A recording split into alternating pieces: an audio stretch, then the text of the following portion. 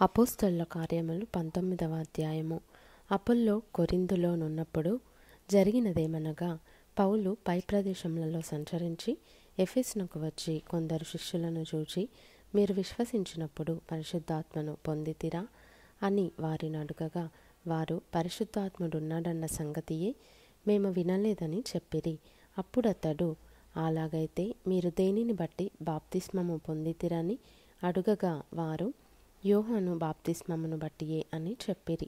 అందుకు పౌలు, యోహాను తన వెనుక వచ్చువానియందు అనగా యేసునందు విశ్వాసముంచవలెనని ప్రజలతో చెప్పుచు మారుమనసు విషయమైన బాప్తిస్మమిచ్చెనని చెప్పెను.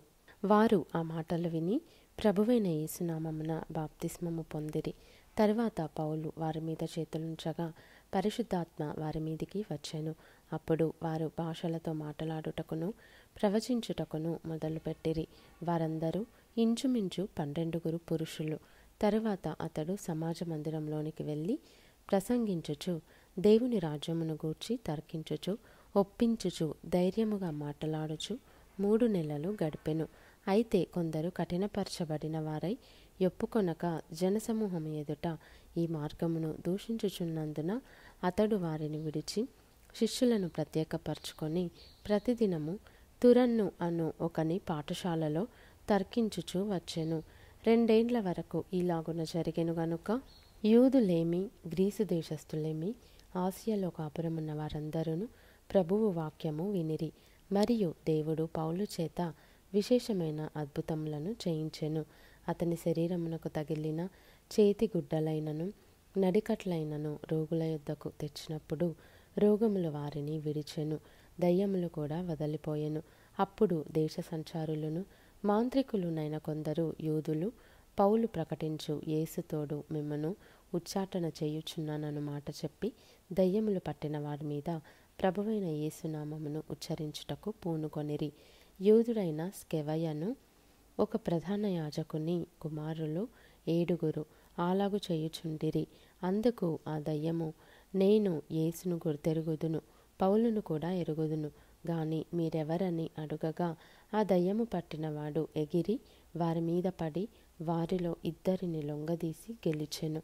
అందుచేత వారు దిగంబరులై గాయము తగిలి ఆ ఇంట నుండి పారిపోయిరి. ఈ సంగతి ఎఫెసులో కాపురమున్న సమస్తమైన యూదులకును గ్రీసు దేశస్థులకును తెలియవచ్చినప్పుడు వారికందరికీ భయము కలిగెను గనుక ప్రభువైన యేసునామము ఘనపరచబడెను. విశ్వసించిన వారు అనేకులు వచ్చి తాము చేసిన వాటిని తెలియజేసి ఒప్పుకొనిరి.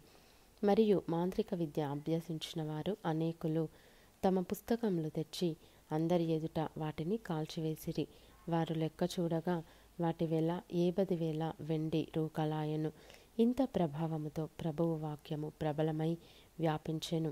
ఈలాగు జరిగిన తరువాత పౌలు మాసిదోనియా అకయ దేశముల మార్గమున వచ్చి యెరూషలేమునకు వెళ్ళవలెనని మనస్సులో ఉద్దేశించి, నేనక్కడికి వెళ్ళిన తరువాత రోమా కూడా చూడవలెనని అనుకొనెను.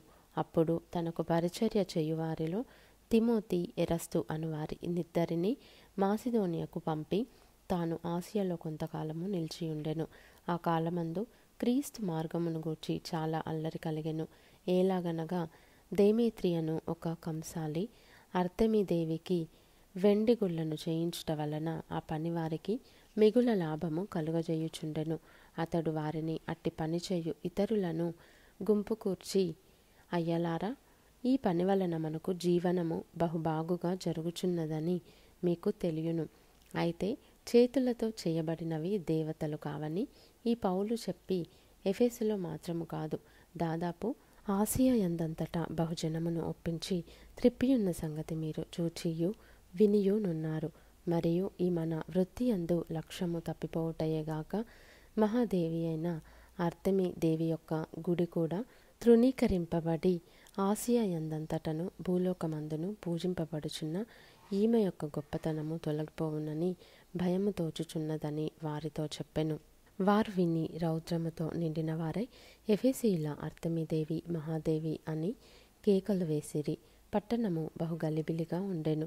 మరియు వారు పౌలుతో ప్రయాణమై వచ్చిన మాసిదోనియా వారైన గాయియును అరిస్తర్కును పట్టుకొని దొమ్మిగా నాటకశాలలో చొరబడిరి.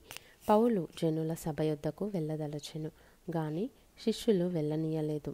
మరియు ఆసియా దేశాధికారులలో కొందరు అతనికి స్నేహితులయుండి అతని యొద్దకు వర్తమానము పంపి నీవు నాటకశాలలోనికి వెళ్ళవద్దని అతని వేడుకొనిరి.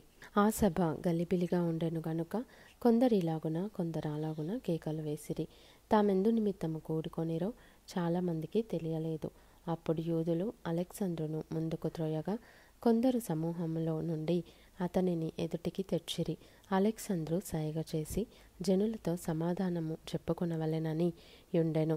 అయితే అతడు యూదుడని వారు తెలుసుకొనినప్పుడు అందరూ ఏకశబ్దముతో 2 గంటల సేపు ఎఫెసీయుల అర్తెమీదేవి మహాదేవి అని కేకలు వేసిరి.